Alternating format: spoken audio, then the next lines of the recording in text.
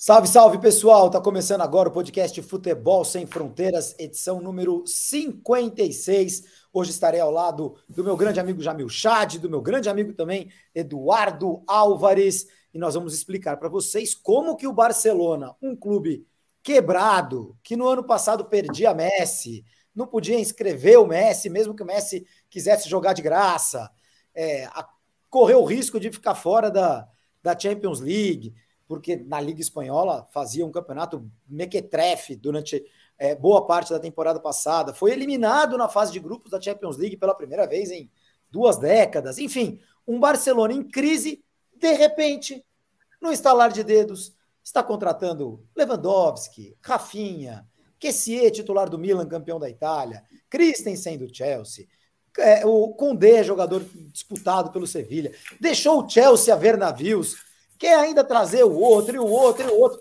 O Barcelona virou uma máquina no mercado. Nós vamos tentar explicar para vocês na nossa edição de hoje do Futebol Sem Fronteiras, para quem nos acompanha no YouTube, no canal do Futebol Sem Fronteiras, do podcast Futebol Sem Fronteiras, para quem nos acompanha no canal UOL, todas as quintas-feiras, às 4 da tarde. O Jamil Chad está falando com a gente lá de Genebra, como sempre, vai trazer também bastidores do que nos corredores lá da Suíça estão falando sobre esse Barça. Hein, Jamil? Saudações, Júlio. Saudações a todos. Edu, muito prazer tê-lo aqui. É muito bom ter alguém que, obviamente, conhece muito desse tema, porque é um tema, como o Júlio colocou, complicadíssimo. Eu olhando para essa história do Barcelona, é claro que o Júlio não tinha nascido ainda, mas eu e o Edu, com certeza. No caso da Enron, nos Estados Unidos, que quebrou, né? e porque fez uma história financeira absurda, uma engenharia financeira absurda, e, claro, por algum tempo conseguiu enganar algumas pessoas, como diria um ditado, mas você não engana todo mundo o tempo todo, aquele velho ditado. Enfim, de repente, o Barcelona, como você falou, Júlio, passou de uma situação de um clube que muita gente falava, olha só, a bolha estourou, olha só, não há como pagar, etc., para um clube que agora, pelo menos, tentou ou tenta se colocar no mercado de uma outra forma. Agora, para isso, ele sim construiu uma engenharia financeira bastante complexa. E eu pergunto para o Edu, primeiro, antes até de a gente entender o caso Barcelona, o futebol ficou extremamente complexo em termos financeiros, em termos de sociedade, em termos de arquitetura. Não é fácil de entender, nem para o torcedor, eu diria às vezes nem para o jogador. Tenta explicar para a gente, Edu, o que é que aconteceu com o Barcelona e como é que a gente está numa situação em que o jogador aceita, também tem isso, né, Júlia? A gente às vezes não pensa, mas o jogador aceita ser transferido para um clube, com o clube dando garantias para ele, fica tranquilo que você vai ser inscrito. Aí eu fico imaginando, e se não for? Né? Antes do Edu falar, deixa eu apresentá-lo, porque quem acompanha a gente no YouTube aqui no Futebol Sem Fronteiras já conhece o Edu, porque o Edu e o nosso companheiro Joaquim Pieira fazemos muitas lives do Campeonato Espanhol, falamos muito de Barcelona e do Real Madrid. Quem está nos ouvindo pela primeira vez, na sua plataforma preferida de podcast, Apple Podcasts, Google Podcasts, o Spotify, ou quem nos acompanha no canal UOL, ou quem está nos vendo pela primeira vez, talvez não conheça o Edu. Edu, um grande amigo que escreve sobre futebol espanhol, trabalha com o jornalismo, com a BBC, por exemplo, é um colaborador da BBC, mas não é jornalista, né? Tem uma formação, inclusive, de mercado financeiro, então trabalha no mercado financeiro e pode nos ajudar bem a entender essa engenharia financeira do Barça. A palavra é tua, meu caro. Aliás, você mora no Brasil há quanto tempo, Edu? 20 anos já? 21? Acabou de fazer aniversário, né? Em 2 fases. Acabei de fazer aniversário, cheguei a 21 anos a primeira vez, fiquei 14 e voltei a 2. Então, fiz uns 16, mais ou menos. Se divirtam com esse português com sotaque espanhol, que eu acho tão agradável. Vai lá, Edu, conta pra gente, o que o Barcelona está fazendo? Estas questões financeiras muitas vezes têm uma questão técnica que é mais fumaça do que qualquer outra coisa. Ou são complexidades do detalhe. Mas a lógica geral é muito simples. O que o Barcelona está fazendo é tradicional vender o jantar para pagar o almoço. Não tem mais... Isso, assim, qualquer pessoa entende isso. O Barcelona está pegando dinheiro que viria nos próximos anos, nas próximas décadas até, porque está vendendo dinheiro dos próximos 25 anos e foi falar com alguém que tem dinheiro e falou, olha, esse dinheiro que eu vou receber, que eu acho que são 400 milhões de euros, quanto você me dá para você receber nos próximos 25 anos? E aí o fundo falou, eu te dou 200. Então, o Barcelona, quando você vende o jantar para pagar o almoço, você não vende o jantar ao mesmo preço do jantar. Você leva um desconto porque alguém está dando dinheiro nesse mesmo momento. Então, o Barcelona está tomando uma estratégia muito arriscada. O Laporta, quando entrou, ele tinha duas opções. Ou reconstruía o clube financeiramente e esportivamente durante 2, 3 anos, reduzia os salários, confiava nos meninos da Masia, fazia alguma contratação, outra, ia reestruturando o time, ou fazia o que ele fez, que é a opção mais arriscada e mais laportiana, vamos falar, porque isso é o que o Laporta gosta. O Laporta gosta de grandes emoções, não é um cara de tocar o clube tranquilamente. Então, o que ele fez foi, olha, de onde que eu consigo tirar dinheiro para comprar jogadores? Porque, na visão dele, o clube só vai se recuperar se tiver o dinheiro no gramado, o dinheiro no campo. Se houver jogadores famosos, chamativos, e se o time ganhar, é quando ele vai conseguir que a receita volte a ser o que era. Então, ele foi para uma estratégia, de novo, muito arriscada e começou a contratou antes de vender. Assim, tem um ponto adicional, não é apenas que ele esteja vendendo o jantar para pagar o almoço, é que ainda ele começou a contratar antes de mandar embora. E ele tem hoje 30 jogadores no clube. Ele está vendendo um jantar que ele não tem ainda. Exatamente. Ele não conseguia pagar, exatamente. Então, ele tem hoje 7, 8 jogadores novos e não conseguiu que saíssem jogadores que é muito importante que saiam. O Bright White não pode ficar. O Frankie de Jong, do jeito que estão as coisas, é muito difícil que fique. E isso tem uma questão do Barcelona como estrutura financeira normal, que é esse negócio de tomar o risco, e tem outro pedaço que é a Liga Espanhola. A Liga de Clubes Espanhola colocou uns pré-requisitos os mais exigentes da Europa para poder registrar jogador. O que a Liga falou foi, vocês clubes já mostraram que vocês são irresponsáveis com o dinheiro. Não vamos confiar em vocês. Então vamos olhar as contas todos os anos e só se você cumprir determinados níveis de saúde financeira, eu vou deixar que você registre os jogadores que você contrata. É uma forma de falar, você só contrata se você está se comportando bem financeiramente, mas o Barcelona contratou sem se comportar bem financeiramente e agora tem que ver como registra, porque a Liga não deixa, eles não conseguiram registrar nenhuma das contratações. A Liga começa em 2 dias e, teoricamente, nenhum desses jogadores que o Júlio mencionou pode jogar. Isso. Não está registrado como jogador do Barcelona.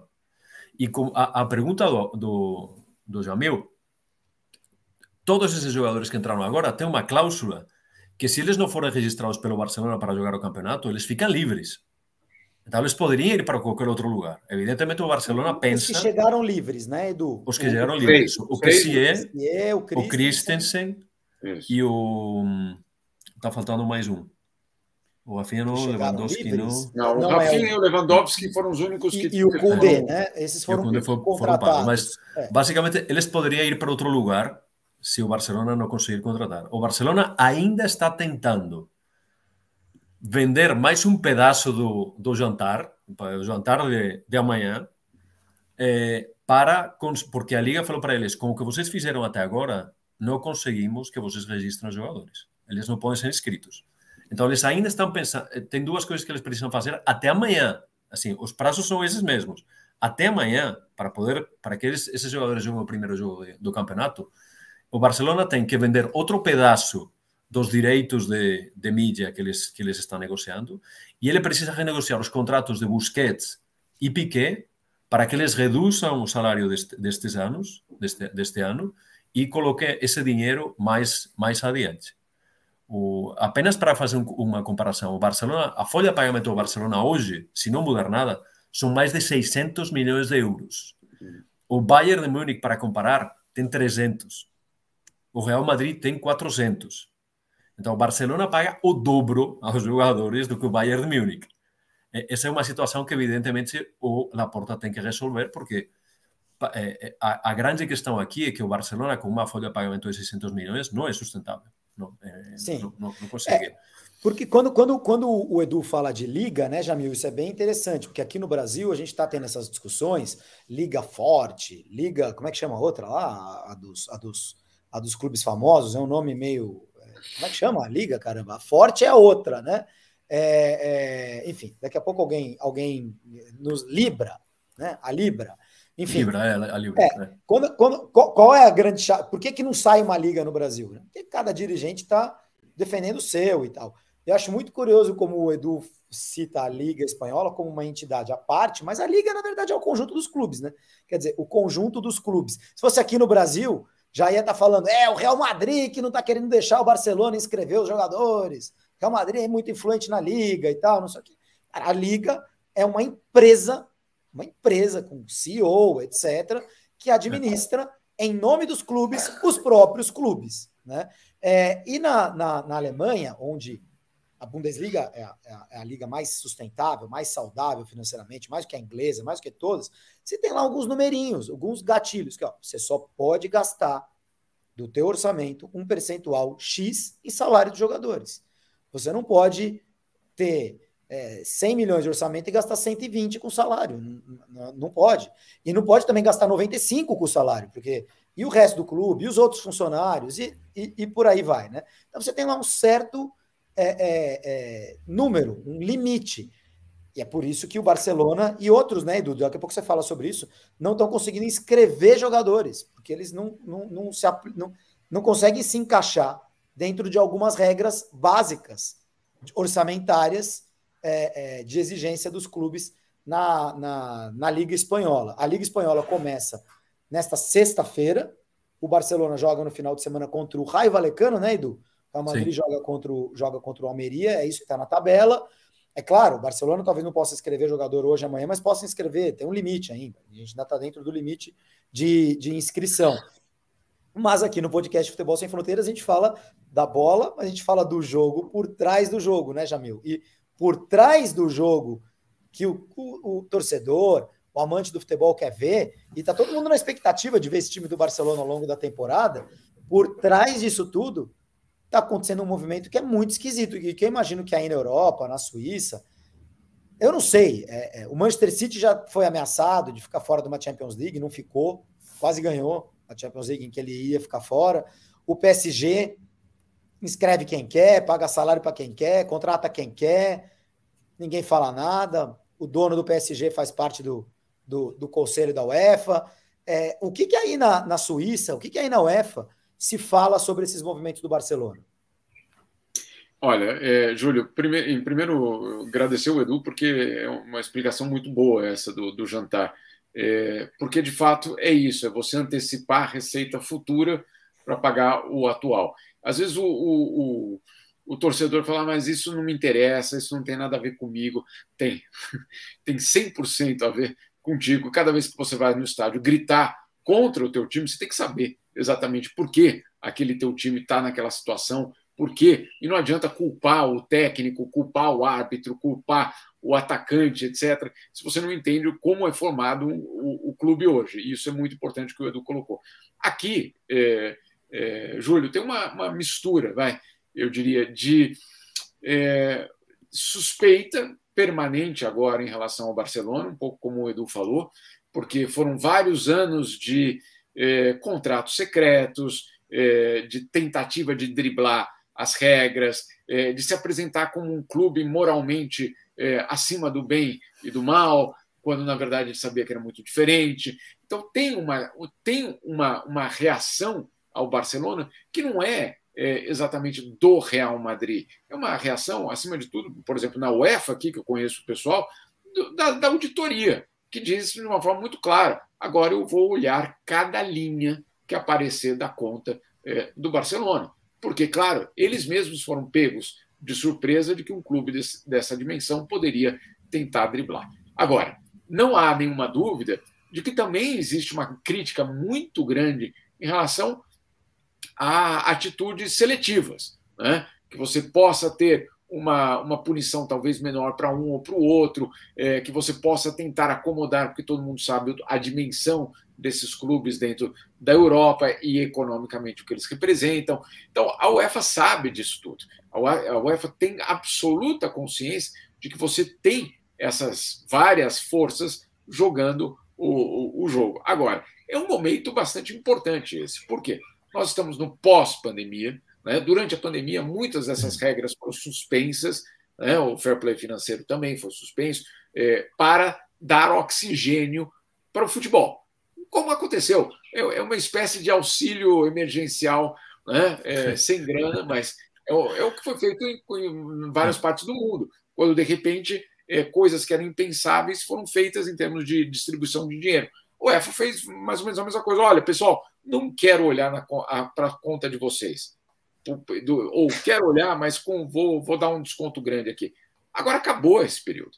E agora é o período da readequação de todos esses clubes. Então, é uma aposta, como o Edu falou, é uma aposta laportiana, e é isso mesmo, porque ele, inclusive, tem esse caráter inclusive, quer se colocar como o cara que resgatou o Barcelona. Temos que lembrar disso também, porque politicamente é nisso que ele aposta, né? Ele não quer ser só mais um presidente de uma transição em direção a um Barcelona sustentável, de jeito nenhum, né? Eu me lembro quando o Ronaldinho ainda estava no Barcelona, uma vez fui conversar com o Laporta e ele orgulhosamente dizia: fui eu e o Ronaldinho que trouxemos de volta o sorriso ao torcedor do Barcelona.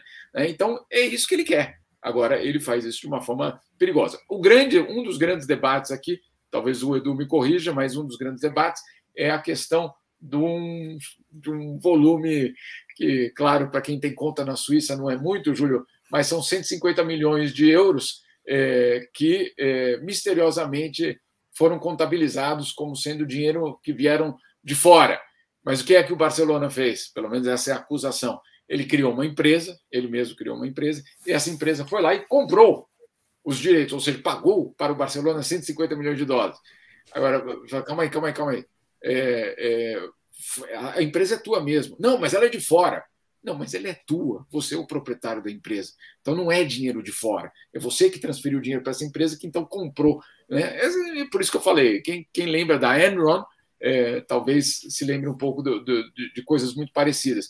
Também teve o nosso amigo que acabou basicamente cometendo suicídio, agora me fugiu o nome, o que fez o esquema de pirâmide nos Estados Unidos e que quebrou meio mundo depois dessa. Por que existem essas auditorias? Por que existe isso? Porque chegou um momento do futebol europeu, mais da metade dos clubes eram insustentáveis financeiramente. E a Europa falou, olha, vamos fazer o seguinte, a gente vai fazer um esquema em que, para a gente ser potência no futebol, a gente primeiro vai ter de estar com as contas sanadas. E foi isso que foi feito. Então, essa auditoria, etc., muita gente fala, mas é motivação política, isso é né?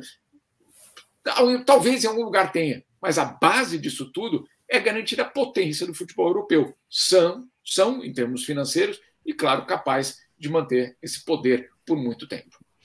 Se a gente fizer um paralelo com países, né, isso me faz pensar assim, países quebrados, aquele velho debate, né, um velho debate isso, né, Edu, um debate conceitual, Jamil, Edu, amigos, amigas, né, você faz o quê? Você austeridade, aperta as contas e tal, corta aqui, ou você pega dinheiro emprestado no FMI, tenta fazer girar a economia para ver se você consegue pagar lá na frente. E pensando no futebol, a gente aqui no Brasil está super acostumado com a realidade agora mudou um pouquinho, mas clubes pegando dinheiro da Globo, né? A Globo vai pagar nos próximos 2, 3 anos, já pega o dinheiro, gasta, contrata, sana a dívida, mas daqui 3 anos não recebe, paciência, pede de novo, sei lá. O que me assusta, Edu, nessa história é que o Barcelona está pegando dinheiro de 25 anos. Né? Se a gente pensar 25 anos atrás, em 1997, quanto que se pagava por direito de televisão, e se a gente fizer esse salto de 97 para 72, quanto que se pagava, o que se pagava, se é que se pagava alguma coisa de direito de televisão, a escalada foi muito grande, né? Os valores cresceram muito. Então, talvez daqui 25 anos, daqui 20 anos, daqui 15, em 2042, quando a gente estiver no podcast Futebol Sem Fronteiras, edição 1038, Jamil, se prepara aí, que a gente vai conversar. Daqui 20 anos, a gente vai continuar com o nosso podcast Futebol Sem Fronteiras. E a gente vai olhar para trás e vai falar, gente, o Barcelona vendeu os direitos dele adiantados por 5 mangos, por 2 bananas. 25 anos, caramba, é uma eternidade, Edu. É bem provável que pensem isso mesmo, mas a questão é, Laporta não pensa em 25 anos. Em 25 anos, lá terá alguém que vai ter que... Exatamente, que vai ter que engolir essa. Existia um debate há uns 10, 15 anos no mundo do futebol que era muito interessante, que era você não deve entrar como investidor no futebol porque o futebol não é um mercado bem organizado. É um mercado cheio de emoções, cheio de agentes que não agem de forma responsável. Então, você não sabe o que vai acontecer com o seu dinheiro. Eu lembro que o Simon Cooper, do Financial Times, falava muito disso. E o que tem acontecido é que as ligas têm tentado agir de uma forma mais similar a como funcionam as ligas americanas, a liga a NBA, a NFL, etc., que são negócios super bem estruturados, com times profissionais e que não tem alguém entrando de fora para dar isenção de imposto. É uma questão um pouco mais, digamos que um pouco mais profissional, mas não está lá, ainda não chegou lá, está longe de estar lá. Então, tem os clubes de Estado, tem alguns países ajudando a equipes específicas para que funcionem melhor, e enquanto isso você tenta competir e tenta formar uma liga. Então, a Liga Espanhola, o que tem feito agora, gerou uma preocupação interna porque os times espanhóis estão perdendo competitividade. Não apenas porque ganham menos direitos do que a Premier League pela TV, sino porque a Liga colocou umas regras muito mais estritas do que a Inglaterra, muito mais estritas do que a França, muito mais estritas. Então, agora não é apenas o Barcelona. O Barcelona realmente cometeu vários excessos e ia ter dificuldades em qualquer liga para inscrever os jogadores e para ter uma vida normal. Mas agora estamos também com Betis, com Villarreal, com Valência, que não conseguem inscrever os jogadores. E não está numa situação tão ruim. Então, isso gerou uma controvérsia sobre até onde tem que ir a Liga e se estamos perdendo competitividade. Mas essas regras são novas, Edu? Estão valendo só a partir desse ano? Não, essa é a questão. Tem clubes que fizeram lição de casa e tem outros que decidiram que iam chegar até o final para ver se conseguiam renegociar e as regras já foram aliviadas até certo ponto. Não são as mesmas regras de 2 anos atrás, mas ainda são muito mais exigentes do que no resto do continente, e isso faz diferença. O Jamil, e o Barcelona teve também o disparate de tentar vender direitos de TV antecipados para a UEFA, né? Pediu para a UEFA o dinheiro antecipado, e aí a UEFA falou o quê? Peraí, eu não sei nem se você vai estar na minha competição, amigo. Como é que eu vou te antecipar dinheiro? Teve essa também, né? Teve de tudo, na verdade, nessa negociação. Inclusive, pedido para os velhinhos, Piqué, Busquets e Jordi Alba, para reduzirem o salário também, né? Teve tudo. Essa questão da UEFA é muito curiosa, porque, inclusive, é aquele negócio. A gente conta que a gente vai estar sempre aqui, né? E aí o que eles fizeram justamente a mesma coisa, você antecipar pagamentos futuros. Eu vou exagerar aqui, mas eu acho que vocês vão entender. É como se Brasil e Argentina fossem à FIFA e dissessem: olha, eu quero os direitos da Copa de 2030 e de 2034 já agora. Bom, mas como é que eu sei que você vai se classificar? Não, mas eu sou o Brasil, né? Não, tá bom, você é o Brasil, tenho certeza que na Copa com 40.000 seleções, como a gente vai ter a partir de agora, todo mundo entra, mas é um risco, obviamente. Tem um outro risco, que é o risco, obviamente, de você no meio do caminho ser punido por alguma questão fiscal, por alguma questão financeira e acabar sendo excluído ou colocado em um congelador, como tentou ser feito com o City em algum momento. Mas, enfim, é uma tentativa. É uma tentativa, mais uma tentativa laportiana. Tem um outro aspecto que também parece interessante, e aí talvez o Edu possa comentar, que existe inclusive uma expectativa de que o Messi possa voltar no ano que vem, né? O que é impressionante, porque esse é o último ano, essa última temporada do contrato fixo. O terceiro ano do Messi no PSG seria um opcional, né? Não seria algo garantido. E aí tem toda já uma repercussão. Será que Messi volta? Será que Messi não volta no ano que vem, quando o Barcelona vai estar já tinindo? Não sei, não vejo essa possibilidade tão clara, não. Inclusive porque se o PSG for bem esse ano, finalmente for sair desse impasse que ele vive há alguns anos. Eu não estou falando do campeonato francês, que não vale nem a pena comentar, a gente já sabe disso. Você e o Júlio já sabem minha opinião sobre isso. Aí, claro, a gente tem uma outra situação. Mas, enfim, tem muitas perguntas aí sobre o Barça. Edu, eu tenho... Sabe que eu tenho também uma impressão de que não existe mais aquela confiança toda na La Masia. Não tem mais aquela garantia de que uma próxima geração sempre vai ser de Chaves e Iniestas. Tem Messi, exatamente. Tem um pouco de dúvida se aquilo ali é suficiente para lidar, ou se não é suficiente, vai precisar de tempo. E aparentemente, tempo é o que não existe hoje no futebol. Realmente. Bom, por partes.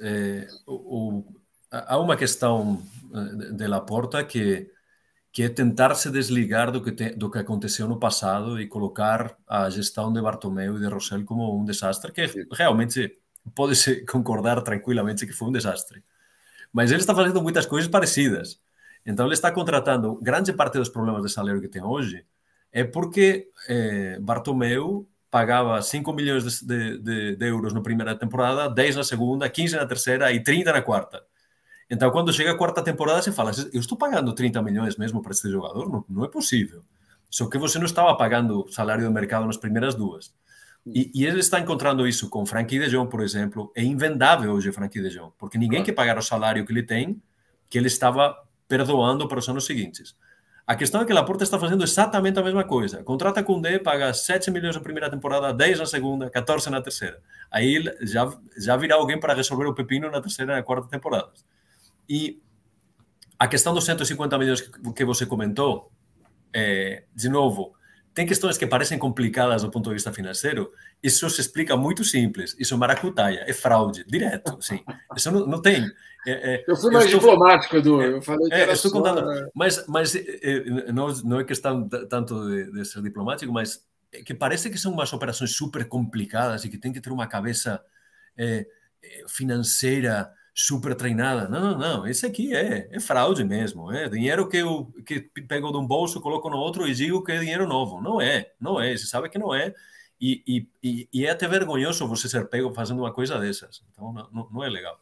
A questão do final é, você não consegue, mesmo você tendo uma produção de jogadores jovens, recorrente, boa, etc., você não consegue ter Xavi e Iniestas todas as gerações. Isso já vimos no mundo. Tem equipes maravilhosas que estão focadas em treinar jogadores jovens, o Ajax, por exemplo. Eles não conseguem ser relevantes todas as décadas. Eles têm algumas safras que são incríveis. E o Barcelona tem agora 2, 3 jogadores que são especialmente bons, bem acima da média. Se aparece um cara tão bom assim, você também não vende. Você não faz dinheiro com ele. Você não vai vender, você vai querer que o cara jogue. E você vai ter que pagar bem até. Vai ter que pagar bem para...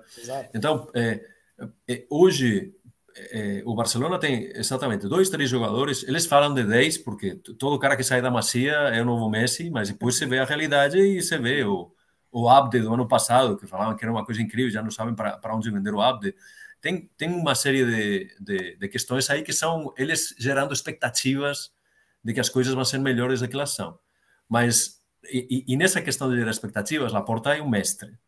E essa questão do Messi voltar, é de novo, essa questão que ele tem na cabeça de vamos fazer que o sorriso volte pro torcedor culero do Barcelona. O Messi se aposentar no Barcelona seria uma coisa maravilhosa, evidentemente.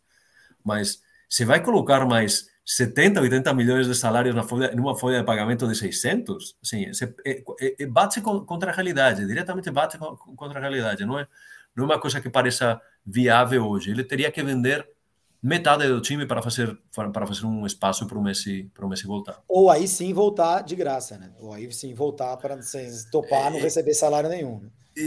O Messi talvez voltasse, o pai do Messi não acho que vai topar voltar de graça.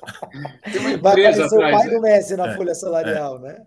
Não, agora, tem uma empresa atrás, na verdade, claro. Uma empresa, e aí pergunta, uma empresa faria um serviço durante um ano de graça? Provavelmente não. Por quê? Porque o Messi é o cara que joga. Agora, ele tem facilmente entre 80 e 90 funcionários. E aí, quem é que paga esses? Esse é um excelente ponto, Jamil. Isso é pouco conhecido, mas esses jogadores que viraram marcas realmente têm uma equipe por trás tocando todo tipo de aparições na mídia, patrocínios, redes empresa, sociais. É uma empresa com 80, 90 funcionários, com pessoas especializadas, etc, etc. Então, claro que Messi tem já um patrimônio que evidentemente pode manter 80 ou 90 várias temporadas, mas há uma questão de, olha, eu não posso trabalhar grátis, né? Não é a minha, não é o que eu quero fazer na minha vida. Posso cobrar menos, mas grátis é um exagero. Ô, Edu,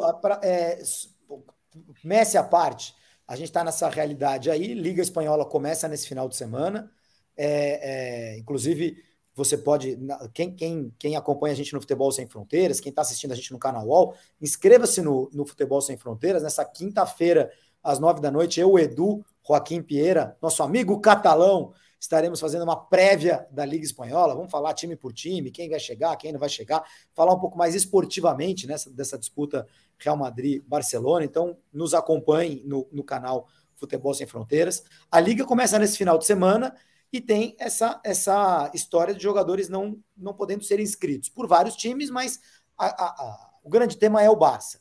Quer dizer, contrataram o Lewandowski, 50 milhões de euros com 34 anos de idade, o cara só vai poder jogar com quanto? Com 36, com 37?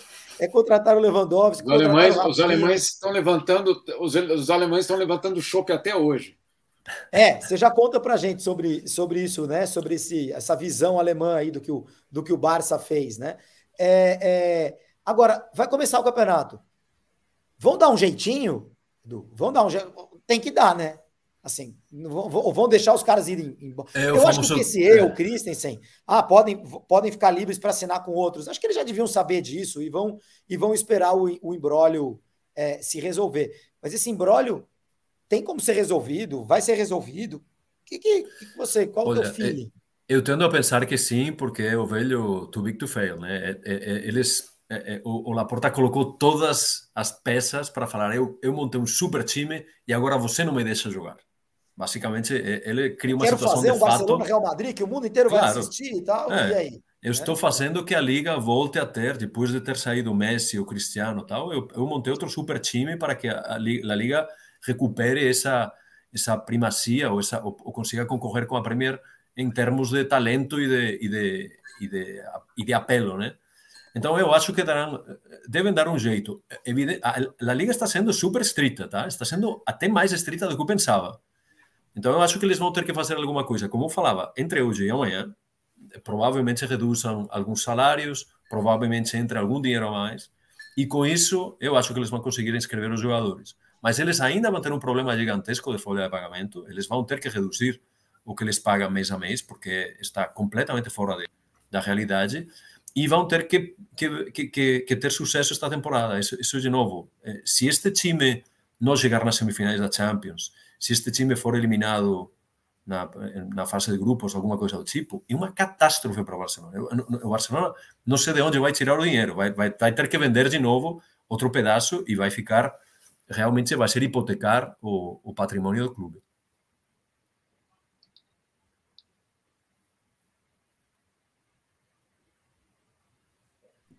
Edu, você travou? Não, eu parei de falar. Desculpa. Não. Falei que seria hipotecar o patrimônio do clube, mas respondendo à pergunta, sim, eu acho que vão dar um jeito. Fará alguma coisa o Barcelona. O Barcelona tem que dar uma desculpa para que a Liga dê o jeito. Basicamente isso. Edu, Ajude a te ajudar. Jamil, exatamente. Para a gente encerrar, desculpem, deu uma travadinha para mim, e eu não peguei o fim da frase do Edu. Para a gente encerrar, na Alemanha, teus amigos estão felizes, é isso? Que o Lewandowski foi para o Barcelona? O Bayern conseguiu tirar. O Leva queria sair de graça, né? Mas o Bayern não deixou que fosse assim. Não, antes de mais nada, não dá para reduzir ou minimizar o peso do Lewandowski nos últimos anos do Bayern. Foram absolutamente fundamentais. Agora, existiam dois problemas. Um deles é o que fazer com ele para recuperar uma parte do dinheiro, e a outra é que já começava a haver algum tipo de desentendimento dentro do vestiário do Bayern, principalmente pela onipresença ou pelo poder que o Lewandowski tinha dentro da equipe. E aí foi resolvido, graças ao Barça, que chegou, pagou o que ninguém imaginava que seria pago, abriu o espaço financeiro e abriu o espaço esportivo também dentro do Bayern para a renovação. A gente sabe que os alemães sempre pensam nessa renovação, e isso que foi feito. Pelo menos os meus colegas que estão lá sempre dizem que agora, colocada essa peça fora do Bayern, existe um certo alívio, tanto dos jogadores como das finanças do clube. E aí uma coisa curiosa é que justamente na primeira rodada contra o Frankfurt, 5-0 no primeiro tempo. Parecia Brasil e Alemanha, né? Foi um show absoluto. E aí uma revista alemã, até bastante conservadora, nada muito espalhafatosa, escreveu algo como Lewandowski quem? Então... mais ou menos isso, né? Bom, então é isso, gente. Acho que conseguimos explicar, né? Basicamente, o Barcelona vendeu direitos de televisão para várias empresas. As palancas. O que são as palancas, Edu? Palancas são alavancas, né? Alavancas. As alavancas financeiras, né? Exatamente. Então, basicamente, o Barcelona alavancou dinheiro que ele receberia nos próximos 25 anos. Obviamente, para receber agora, recebeu menos do que receberia ao longo dos próximos 25 anos e gastou tudo. Contratou Rafinha, contratou Lewandowski, contratou o Koundé, montou um timaço. Para que isso mais ou menos dê certo, né, Edu? O Barça precisa, nesse ano, nessa temporada, nas próximas 2 temporadas, precisa ter um sucesso esportivo tremendo. Ganhar aí Champions League, semifinal de Champions League, ganhar Campeonato Espanhol, para que consiga, de alguma forma, ir manejando esse orçamento. Vamos ver o que será do Barça. Para a gente encerrar, Edu, e já te agradecendo pela tua presença, se isso der errado, se o sucesso esportivo não vier para o Barcelona, ele tem domesticamente só um grande rival, que é o Real Madrid. Bom, tem o Atlético também.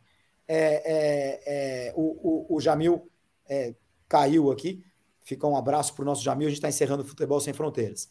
Se o Barcelona não conseguir o sucesso esportivo, o que vai ser do clube? Vai ser um novo Milan? O que vai acontecer? Olha, uma das grandes discussões tem 2 possibilidades. Que entre depois do Laporta. Se não der certo, claramente o Laporta vai estar em grandes problemas. Então, provavelmente entraria algum outro presidente, porque não vão querer ficar com o cara que levou eles a uma situação tão complicada.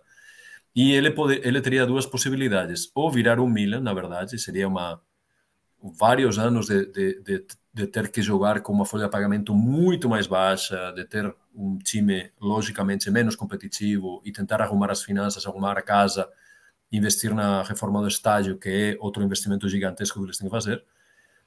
Mas a outra que está sendo comentada é conversão em sociedade anônima, que é uma coisa que nem Real Madrid, nem Barcelona, nem Atlético de Bilbao, que são os 3 times que resistiram a ser sociedade anônima na Espanha, nunca quiseram fazer, porque o clube era dos sócios. Mas quando alguém tem... Se você imagina os direitos que foram vendidos, a empresa que tem os direitos de venda, se o Barcelona, por exemplo, cair muito significativamente essa receita, porque não é mais um clube atrativo, esse fundo vai cobrar de outra forma. Então, tem muita... Se as coisas derem errado, tem muitas chances de terminar como uma sociedade anônima esportiva, que foi algo que tanto o Real Madrid quanto o Barcelona nunca quiseram fazer e que seria até traumático falando na linguagem de hoje que a gente está acostumado aqui no Brasil, se o plano do Laporta der errado, o Barcelona vai ter que virar uma SAF. Exatamente. Tipo Botafogo, tipo Vasco. Né? E vai ter que procurar um investidor que coloque dinheiro no clube para pagar as dívidas anteriores, que pague a folha de pagamento e que seja acionista do clube e que tenha direito de decidir tudo o que acontece no clube sem perguntar para ninguém. Esse era o grande medo do Barcelona anteriormente e o que pode acontecer se as coisas derem errado nos próximos 2-3 anos. O plano A é transformar isso que o Barcelona fez em sucesso esportivo e conseguir trabalhar com esse orçamento. E com sucesso esportivo, tudo bem, porque os direitos de TV valem mais, porque se vendem mais camisetas, porque o Camp Nou está cheio todos os jogos, é tudo, sim, com sucesso esportivo, essa é a lógica do Laporta. Se eu volto a ter um Dream Team como tivemos no passado, toda a questão de grana se resolve. Se resolve bastante, mas tem que ser muito sucesso esportivo mesmo. E se der tudo errado, talvez o Barcelona tenha que ser vendido, literalmente tenha que ser vendido para alguém que assuma essa bucha financeira, só que aí vai ter um dono. Né? O Barcelona passaria a ter o dono, como vários clubes espanhóis têm, como estamos acostumados a ver na Liga Inglesa, todos os clubes com donos, como nas ligas americanas, os clubes com dono, mas não tem na Alemanha, por exemplo, isso é proibido, os clubes não têm dono, tirando uma outra exceção. Edu, muito obrigado, meu amigo. Valeu pelas explicações. O Jamil me escreveu aqui, ele realmente caiu. Manda um abraço. O Jamil volta na semana que vem, no Futebol Sem Fronteiras comigo, todas as quintas-feiras no canal UOL. E aqui na página, no YouTube do podcast Futebol Sem Fronteiras, você tem mais conteúdo de Real Madrid, de Barcelona, comigo, com o Edu, com o Joaquim Pieira. Nesta quinta, às 9h, a gente vai fazer uma live, uma prévia de La Liga, a Liga Espanhola, que começa nesta sexta-feira, dia 12 de agosto, o primeiro jogo, o jogo de abertura da Liga Espanhola de Futebol. Muito obrigado, Edu, obrigado ao Jamil, obrigado para vocês que estiveram com a gente. O Futebol Sem Fronteiras volta na semana que vem. Tchau, tchau. Obrigado, tchau. Futebol Sem Fronteiras, jogo jogado dentro do campo e fora dele. Bastidores, economia, política, turismo. O podcast do UOL para quem gosta de futebol internacional e tudo o que vai além de um simples grito de gol.